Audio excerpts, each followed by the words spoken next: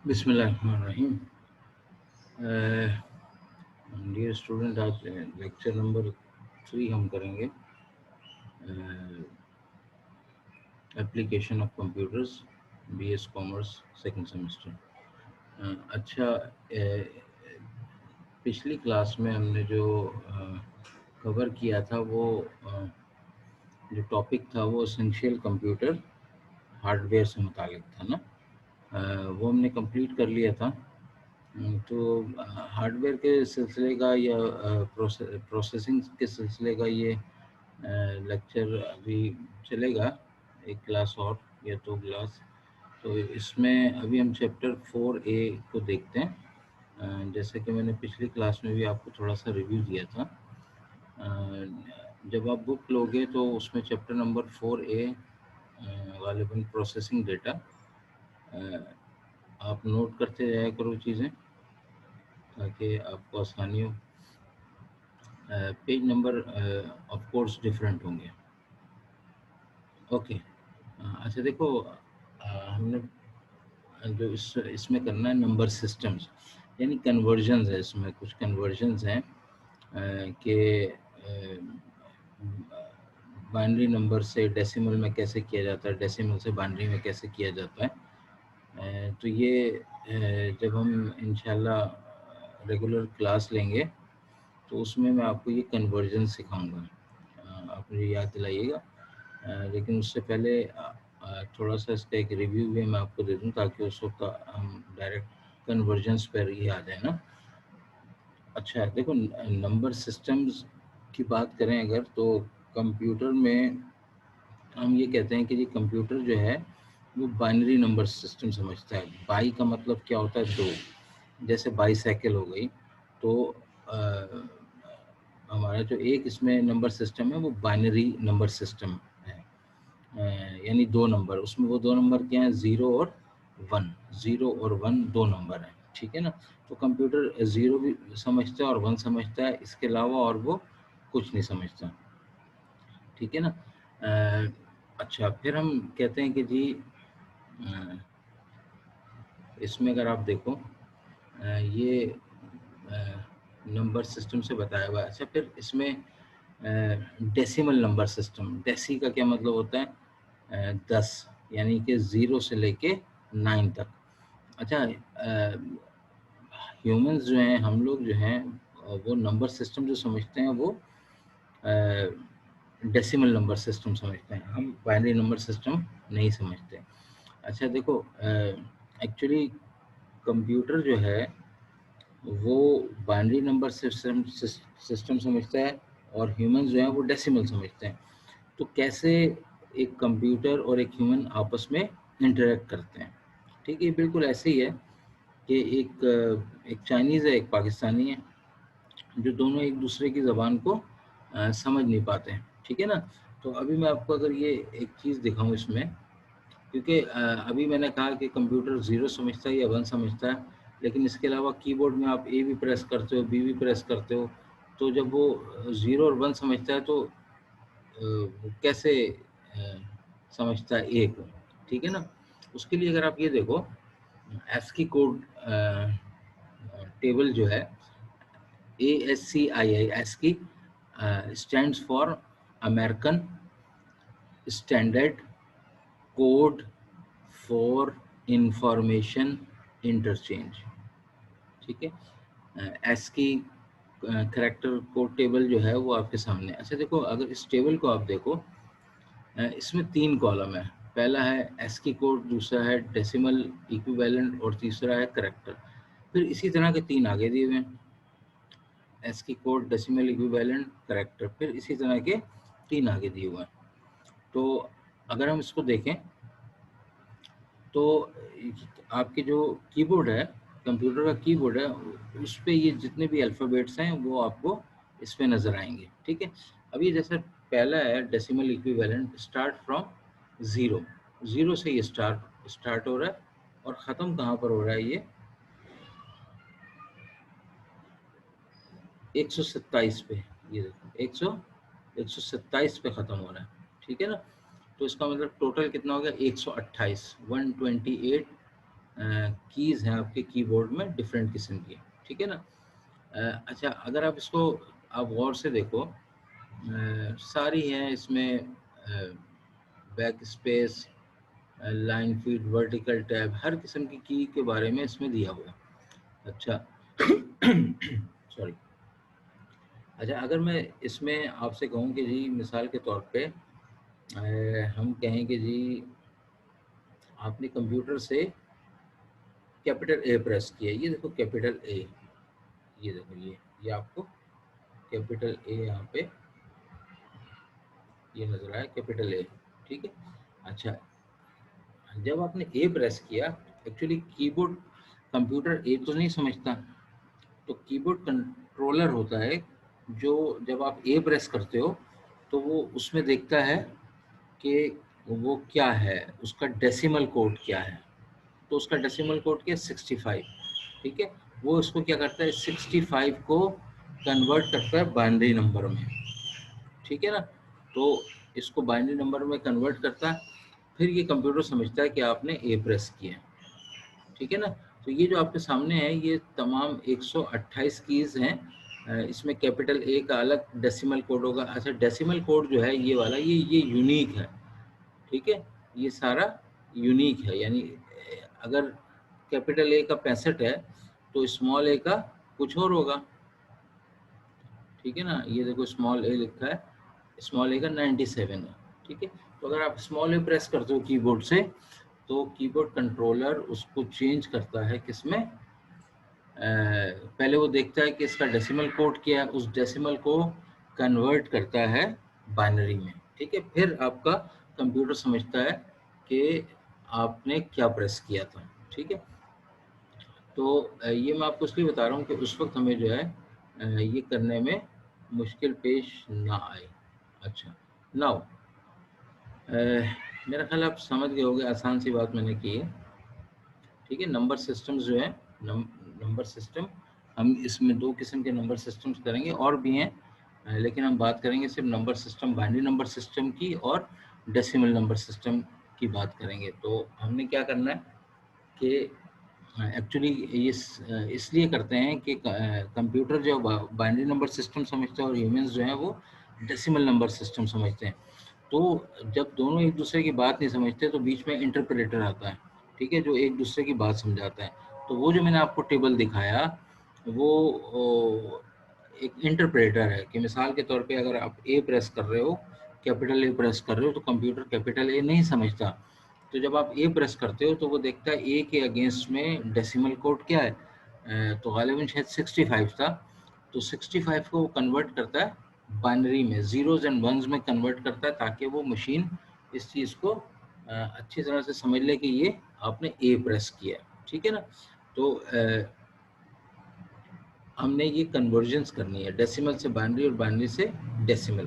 तो जब इंशाल्लाह हम रेगुलर क्लास लेंगे, होपफुली 15 सितंबर से रेगुलर खुल जाएगी यूनिवर्सिटी, तो सबसे पहला काम हमने यही करना है कि कन्वर्जन्स करनी है, आपने मुझे याद दिलाना है। अच्छा, बिट्स एंड बाइट्स, देखें बिट्स जो है वो कॉन्ट्रैक्शन है बाइनरी डिजिट का, bit stands for contraction of binary digit, ठीक है ना।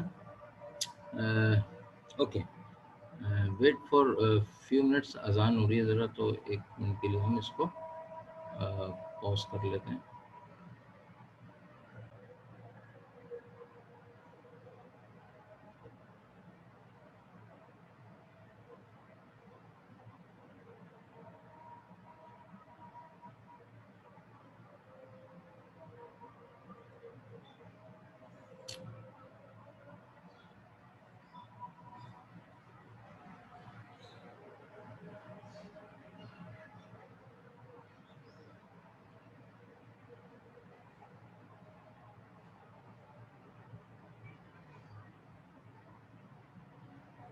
ओके, फिर हम कह रहे थे कि जी बिट्स एंड बाइट्स। अच्छा देखो, बिट स्टैंड्स, बिट क्या है, कॉन्ट्रैक्शन ऑफ बाइनरी डिजिट्स, यानी कि बाइनरी डिजिट्स क्या होते हैं, 0 होते हैं और 1 होते हैं, ठीक है। Bit is a is called binary digit. अच्छा अच्छा, देखो बेटा, बिट का मतलब ये समझ में आ गया आपको। बिट अगर हम ये कहें कि bit is the smallest unit of memory, bit is either 0 और 1, bit is either 0 और 1 का मतलब क्या हो गया, bit या तो 0 हो सकती है या 1 हो सकती है, ठीक है ना। नाउ फिर हमारे पास, अगर हमारे पास लिखा है कि जी 0 लिखा है तो ये एक अबिट है, अगर 1 लिखा है तो भी बिट है, अगर 0 1 लिखा है तो ये बिट्स हैं, नॉट डिफरेंट बिट्स हैं, ये कॉम्बिनेशन ऑफ बिट्स आप कह सकते हो उसको, ठीक है ना। नाउ बाइट क्या होते हैं, बाइट हमारे पास क्या होती हैं, जिसको हम कहते हैं combination of 8 bits, combination of 8, 8 bits को जब हम कंबाइन करते हैं तो वो क्या बनती है, एक बाइट बनती है, यानी combination of 8 bits is called a byte, combination of 8 bits is called a byte, ठीक है। यानी कि अगर लिखा है 1 0 1 0 0 0 1 0, अगर ये 8 बिट्स बन रही हैं तो हम कहेंगे कि ये एक बाइट है, ठीक है ना। सब बहुत अहम चीज़ है बाइट एक। अच्छा, नाउ निबल क्या होता है, NIBBL, निबल क्या होता है, कॉम्बिनेशन ऑफ 4 बिट्स, 4 बिट्स का कॉम्बिनेशन निबल कहलाता है। और अगर मैं कहूँ कि जी half of a byte, half of a byte is called a nibble, half of a byte is called a nibble, ठीक है। तो निबल क्या है, कॉम्बिनेशन ऑफ 4 बिट्स, या हम कहते हैं half of a byte is called a nibble, ठीक है। तो बिट्स और बाइट्स आप अच्छी तरह से समझ गए होगा, याद रखना अच्छी तरह से। बिट क्या है, बिट कॉन्ट्रैक्शन है बाइनरी डिजिट का। हम ये कह सकते हैं bit is the smallest unit of memory. हम ये भी कह सकते हैं कि बिट इज आइदर 0 और 1, बिट या तो 0 होगा या 1 होगा, ठीक है। 0 is a bit, 1 is a bit, ठीक है। नाउ बाइट क्या है, बाइट इसके अलावा कुछ भी नहीं है, कॉम्बिनेशन ऑफ 8 बिट्स, 8 बिट्स का कॉम्बिनेशन है, 0 1 1 1 0 0 0 करके अगर 8 बिट्स हैं तो हम कहेंगे कि ये हमारे पास a byte, combination of 8 bits is called a byte, combination of 8 bits is called a byte. No nibble क्या है, निबल क्या है, half of a byte, byte का आधा कितना होता है, 4 बिट्स, तो हाफ ऑफ अ बाइट और combination of 4 bits is called a nibble, is called a nibble, ठीक है। तो निबल क्या है, 4 बिट्स का कॉम्बिनेशन है, बाइट क्या है, 8 बिट्स का कॉम्बिनेशन है, बिट क्या है, 0 है या 1 है, ठीक है ना। तो आई थिंक कि अब आप समझ गए होंगे इस बात को। नाउ सॉरी, अच्छा ये हम एस की देख लेंगे, एक्सटेंडेड एस की पढ़ लोगे तो आप, हाउ कंप्यूटर प्रोसेस डेटा तक आ गए थे हम लोग ना, ये हमने, ये आप समझ गए हो कि एस की करेक्टर कोड आपको पता है, ठीक है ना। ये कीबोर्ड कंट्रोलर होता है एक तरह से, अगर आप ए प्रेस करते हो तो ए के अगेंस्ट में देखता है डेसिमल कोड, और उसको ये करता है कन्वर्ट बाइनरी में और कंप्यूटर को देता है, ताकि कंप्यूटर ये बात समझ सके कि ये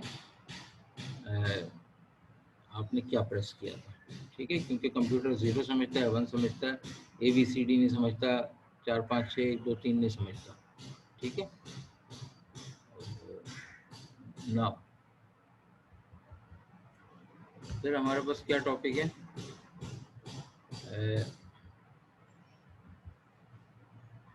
अच्छा देखो CPU हम पिछली क्लास में कर चुके थे। CPU stands for central processing unit, brain of a computer भी कहते हैं, ठीक है। सबसे पावरफुल जो कंप्यूटर में चीज़ होती है वो CPU होता है, यानी कि ये प्रोसेसिंग बहुत ज़्यादा तेज़ करता है, यानी कि 1 सेकंड में जितनी इंस्ट्रक्शन ये प्रोसेस कर दे, हम कहते हैं कि ये इसकी प्रोसेसिंग स्पीड है। मैंने आपको ये बताया था कि एक CPU में 2 किस्म के पार्ट होते हैं, एक कंट्रोल यूनिट होता है और अरिथमेटिक लॉजिक यूनिट होता है। ठीक है, कंट्रोल यूनिट पे भी आपको बात कर ली थी हमने कि जितनी भी इंस्ट्रक्शंस है वो कहाँ से आती हैं, all the instructions carried out from control unit, और फ्लो ऑफ डेटा को ये देखता है सीपीयू में। ठीक है, दो बुनियादी काम इसके, arithmetic logic unit arithmetic calculations को भी कंट्रोल करता है, सॉल्व करता है, और लॉजिकल को भी करता है। आपको याद होगा अरिथमेटिक ऑपरेटर्स क्या होते हैं, प्लस माइनस मल्टीप्लाई डिवाइड, और लॉजिकल ऑपरेटर्स क्या होते हैं, greater than equal to less than equal to. इस तरह के जो कंपैरिजंस होते हैं हम उसको कहते हैं कि वो लॉजिकल ऑपरेटर्स हैं, लॉजिकल ऑपरेटर्स। तो अरिथमेटिक लॉजिक यूनिट जो है वो क्या करता है, कंपैरिजंस करता है बिटवीन टू वैल्यूज। ओके ना, ये जैसे आपके सामने नज़र आ रहा है, मशीन साइकिल भी गालिबन हमने कर लिया था। फेचिंग डिकोडिंग याद होगा आपको, हमने कहा था कि जब कोई इंस्ट्रक्शन प्रोसेस करने लगता है सीपीयू ये प्रोसेसर, तो वो कुछ मराहल से गुजरता है, fetching, decoding, executing and storing. ये आपने पिछली क्लास में आपको अच्छी तरह से ये बता दिया था। ठीक है, मेमोरी भी आपने कर ली थी गालिबन। आपको पता है मेमोरी जो होती है, क्या आप बता सकते हो कि ये वॉलेटाइल होती है कि नॉन वॉलेटाइल होती है? हाँ जी, मेमोरी नॉन वॉलेटाइल होती है या नॉन वॉलेटाइल होती है? नॉन वॉलेटाइल और वॉलेटाइल में क्या फ़र्क है? ठीक है, पिछली क्लास में या पहले लेक्चर में हमने कहा था कि वॉलेटाइल वो होती है कि जो डेटा मेमोरी में उस वक्त तक रहता है या चिप में उस वक्त तक रहता है जब तक कंप्यूटर ऑन रहता है। ठीक है, when you shut down the computer, cut off the power, data will be lost. तो ऐसी मेमोरी को हम क्या कहते हैं, वॉलेटाइल मेमोरी। ठीक है, नॉन वॉलेटाइल मेमोरी क्या है, जैसे रोम हो गई, आपकी फ्लैश मेमोरी हो गई जिसको आप यूएसबी कहते हो, MP3 प्लेयर हो गए। ठीक है, इस तरह की चीज़ें जिसमें डेटा परमानेंटली सेव हो जाता है, जिसमें बिजली का कोई ऐसा किरदार नहीं होता कि जी आप उसको बिजली मिलती रहे। तो ऐसी मेमोरी या ऐसी स्टोरेज हमारी क्या कहलाती है, नॉन वॉलेटाइल मेमोरीज कहलाती हैं। ठीक है, वॉलेटाइल मेमोरी क्या कहलाती है, रैम है जैसे आपकी कंप्यूटर में लगी हुई है, जब तक कंप्यूटर ऑन है उसमें डेटा आपका सेव रहेगा, अदरवाइज डेटा वहाँ से इरेज हो जाएगा। अच्छा, ये जो दी हुई है एसओ डिम और डिम्स और सिम भी कहीं दिया होगा, ये सिम दिया हुआ है। ठीक है, ये टाइप्स ऑफ मेमोरी हैं, हर एक मेमोरी का काम एक ही होता है। ठीक है, टेक्नोलॉजी के साथ, वक्त के साथ टेक्नोलॉजी चेंज होती हैं तो वो रैम्स भी चेंज होती है ना, उनमें भी इन्हांसमेंट आती है तो वो चेंज होता है। अब ये जैसे आपके पास मेमोरीज हैं आपके सामने। ओके नाउ, ओके, अच्छा, हमारा जो मेन आज जो टॉपिक है वो है फैक्टर अफेक्टिंग प्रोसेसिंग स्पीड। ये बहुत इंपॉर्टेंट टॉपिक है, फैक्टर अफेक्टिंग प्रोसेसिंग स्पीड।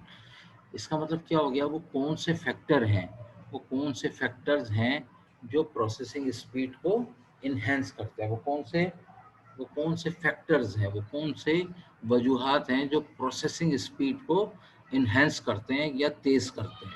ठीक है, यानी दूसरे अल्फाजों में कंप्यूटर को तेज़ चलाते हैं, वो कौन सी वजूहात हैं। ठीक है ना, ओके नाउ, अच्छा, इसमें इसमें पहली चीज़ क्या है, आपको नज़र आ रहा है रजिस्टर्स। ठीक है, नज़र आ रहा है रजिस्टर्स। ओके, अच्छा देखो, अगर मैं आपको समझा पाऊँ, यहाँ पे पहली लाइन में लिखा था, register is the first PC could hold 2 bytes. ठीक है, अच्छा, अब आपको बिट बाइट का फ़र्क पता चल जाना चाहिए। ठीक है, अच्छा, आगे 16 बिट उसने लिख दिया, अगर वो नहीं लिखता तो आपको पता चल जाना चाहिए था कि register in the first PC could hold 2 bytes.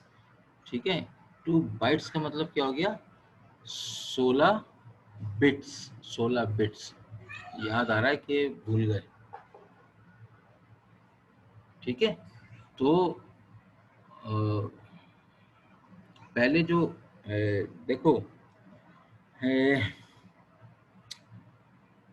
देखो जब हम मिसाल के तौर पे ए प्रेस करते हैं तो ए प्रेस करने से कीबोर्ड कंट्रोलर देखता है 65 और उसको जीरोज एंड वन में चेंज कर देता है। वो जो जीरोज एंड वन होते हैं वो 1 बाइट के बराबर होती है, 8 बिट्स होती हैं, 8 बिट्स होती हैं। तो सबसे पहले कंप्यूटर जब आए तो वो ये कह रहा है कि वो 16 बिट्स पे काम करते थे, यानी एट अ टाइम 16 बिट को प्रोसेस कर जाते थे। ठीक है, एट अ टाइम 16 बिट्स को वो प्रोसेस करते थे। यानी कि अगर मैं 2 दफ़ा ए दबाता हूँ तो वो एक साथ प्रोसेस हो रहा था। ठीक है ना। ये इससे भी पहले जो जो कंप्यूटर्स आए थे वो एक्चुअली 4 बिट के थे, निबल प्रोसेसिंग के थे। ठीक है, जिसमें आप ए प्रेस करते थे तो वो ए को जब तोड़ता था बाइनरी में तो पहले 4 बिट्स जाते थे, फिर 4 बिट्स जाते थे प्रोसेसिंग होने के लिए। ठीक है ना। नाउ फिर क्या हुआ, तरक्की हुई। तो रजिस्टर, हम इसको कहते हैं रजिस्टर, हम इसको क्या कहते हैं 16 बिट्स। 16 बिट्स एक्चुअली क्या है, आपकी मेमोरी और प्रोसेसर के दरमियान में नंबर ऑफ बसेस हैं, नंबर ऑफ बसेस। अच्छा देखो, कंप्यूटर में जहाँ पे भी बस का लफ्ज़ इस्तेमाल होगा, BUS, बस का मतलब होता है electronic path for travelling data, electronic path for travelling data. ठीक है, तो याद रखना कंप्यूटर में जब भी बस की बात आए तो समझ जाओ कि ये इलेक्ट्रॉनिक पाथ है जिससे डेटा ट्रेवल करता है। नाउ तो आपको ये बात मैंने पहले भी बताई थी कि आप कुछ भी काम करते हो, कोई प्रोग्राम लोड करते हो, कोई टाइपिंग करते हो, तो वो सबसे पहले कहाँ जाता है, मेमोरी में जाता है। ठीक है, यानी कि आपने ए प्रेस किया तो ए को उसने कन्वर्ट करके बाइनरी में मेमोरी में दे दिया। ठीक है, मेमोरी से ये 8 बसेस यानी कि लाइनें, अगर आपने मदरबोर्ड देखा हो या सिस्टम बोर्ड देखा हो तो आपने देखा होगा कि उसमें अगर आप देखो उसको कभी तो उसमें बारीक बारीक सिल्वर की या गोल्डन कलर की बारीक बारीक लाइनें होती हैं, वो बसेस हैं एक्चुअली। तो अगर हम देखेंगे कि मेमोरी से लेके प्रोसेसर तक अ, कितनी लाइनें, 16 लाइनें, 4 लाइनें। अगर 4 लाइनें तो इसका मतलब हर लाइन में से एक बिट गुजरेगी। तो अगर 4 लाइनें तो एक साथ 4 बिट गुजरेंगी रै, रैम से प्रोसेसर की तरफ। इसका मतलब स्लो है। अगर आपने ए प्रेस किया तो उसका जो बाइनरी कोड बनेगा वो 8 बिट का बनेगा, 8 बिट्स का बनेगा। तो पहले 4 जाएंगी फिर 4 जाएंगी। इसी तरह से 16 बिट है तो तेज है इसका मतलब। तो पहले 4, पहले 8 गई फिर 8 गई, नहीं ऐसा नहीं है। 16 बिट है, बैक वक्त 16 चलेगी, बैक वक्त एक साथ 16 चलेगी। फिर सिस्टम आए 32 बिट के। 32 बिट का मतलब होता है कितनी बाइट्स, 4 बाइट्स। 32 बिट का मतलब क्या होता है, 4 बाइट्स। इसका मतलब अब और तेज प्रोसेसिंग हो गई। अब 32 बिट यानी कि 4 बाइट को एक साथ प्रोसेस कर देता है। ठीक है ना। फिर आ जाता है, अब जो हम सिस्टम इस्तेमाल कर रहे हैं, जो हमारे पास डेस्कटॉप या लैपटॉप्स हैं, वो 64 बिट के हैं। अब जो नए जो आ रहे हैं 64 बिट रजिस्टर के। 64 बिट रजिस्टर, इसका मतलब कि 64 बिट्स या 8 बाइट्स बैक वक्त वो प्रोसेस कर सकता है। ठीक है ना। 8 बाइट्स या 64 बिट्स को ये बैक वक्त प्रोसेस कर सकता है। ठीक है ना। ओके। तो हम कहते हैं कि जी अगर आप कंप्यूटर लेने जाओ तो आप उससे पूछो जी ये इसका रजिस्टर का साइज़ क्या है, या हम इसको वर्ड साइज़ भी कहते हैं। ठीक है, अगर मैं आपसे पूछूं ये आपके पास कंप्यूटर जो है ये इसका वर्ड साइज़ क्या है, ठीक है, तो आप मुझे बताओगे जी ये 32 बिट है, 32 बिट है, 64 बिट है। ठीक है, ठीक है, इस तरह से हम पूछते हैं कि जी इसका वर्ड साइज़ क्या है या रजिस्टर साइज़ क्या है। आमतौर पे रजिस्टर को लोग कम ही जानते हैं। वर्ड साइज अगर आप पूछो, वैसे तो वर्ड साइज को भी नहीं लोग इतना समझते हैं। लेकिन जब आप एक चीज़ पढ़ लेते हो तो अगर मैं आपसे पूछूं भाई, या आप मुझसे पूछो मैं इस वक्त कौन से जो कंप्यूटर पे बैठा हुआ हूँ ये कितने बिट प्रोसेसिंग करता है, या ये इसका रजिस्टर साइज क्या है, या आप ये पूछो मुझसे कि जी इसका वर्ड साइज क्या है, वर्ड, ठीक है ना, वर्ड साइज क्या है, तो मैं आपको बताऊंगा जी 64 बिट है, 32 बिट है, ठीक है।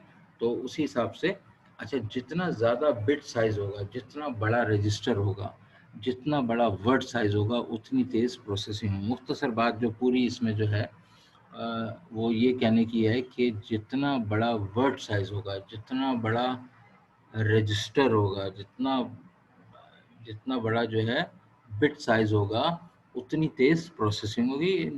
कॉमन सेंस की बात है, ठीक है। अगर 64 बिट है तो इसका मतलब 8 बाइट्स जो है बैक वक्त प्रोसेस के लिए जा रही हैं, तो जाहिर सी बात है ये ज़्यादा तेज होगा, ठीक है ना। ओके, अच्छा इसमें अगर आप देखो ये नीचे आपके ये देखो वर्ड साइज लिखा हुआ है, ये वर्ड साइज, ठीक है। Word size, word size indicates the amount of data with which the computer can work at any given time. The bigger the word size, the more quickly the computer can process a set of data. ठीक है। अगर आप देखो यहाँ से, अगर आप देखो ये,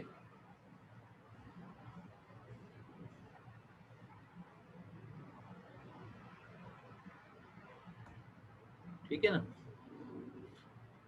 the size of the register, which is sometimes called the word size, indicates the amount of data, ठीक है, indicates the amount of data, यानी 64 बिट, 32 बिट, ठीक है, amount of data with which the computer can work or at any given time.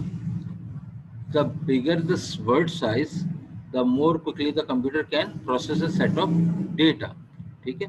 तो जितना बड़ा word size होगा उतनी तेज इसकी प्रोसेसिंग होगी, जितना बड़ा वर्ड साइज होगा उतनी तेज इसकी प्रोसेसिंग होगी, ठीक है ना।